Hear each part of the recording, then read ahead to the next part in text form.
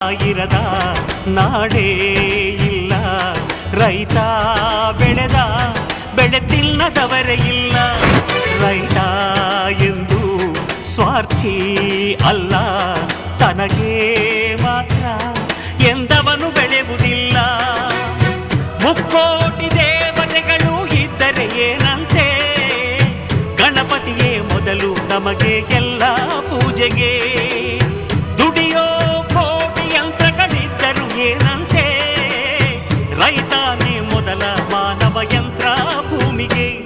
ಈ ರೈತ ನಕ್ಕರೆ ನಗುವುದು ಭಾರತ, ಈ ಭಾರತ ದಿವಸ ಲೋಕದ ಸ್ನೇಹಿತ. ಅನ್ನ ನೀಡೋರೆ ನನ್ನೋರು,